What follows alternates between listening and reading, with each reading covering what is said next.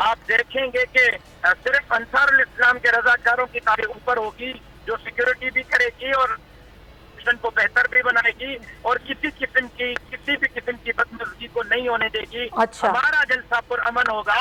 PTI वाले किसी तरीके से ये कंफर्मेशन देते हैं, क्योंकि उनकी तारीख बताती है कि उन्होंने हमेशा शोर शराबे, हुल हंगामे, जलाओ घेराव के अलावा और कुछ नहीं किया। 26 को जलसा करना है, कहाँ करना है सर? जगह का तयन हो गया है?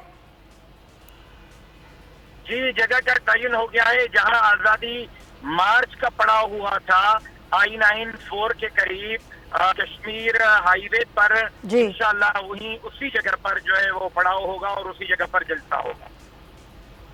अच्छा, बसरा साहब कुछ कहना चाह रहे हैं? राशिद सोमरो साहब जरा साथ रहेगा। जी बसरा साहब। देखें, हाँ जी, मौलाना राशिद सोमरो साहब का मुझे बड़ा एहतराम है, हमारे बड़े प्यारे भाई हैं, लेकिन ये बात कहना कि हम कोई शेड्यूल नहीं देंगे, हम नहीं बताएंगे कि हम किस रूट पे जाएंगे, कहाँ पे बैठेंगे, कहाँ पे उठेंगे।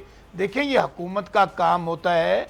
अल्लाह ना करे कल कोई नुकसान हो जाए तो ये क्या कहेंगे? वो कह रहे हैं कि अंसारुल इस्लाम की सिक्योरिटी है हमारे साथ। राशिद साहब कह रहे हैं देखें, अंसारुल इस्लाम अच्छी बात है, अच्छी बात है उनका अगर अपना सिक्योरिटी का सिस्टम है, लेकिन सब्सक्राइब करें और बेल दबाएं ताकि कोई खबर रह न जाए।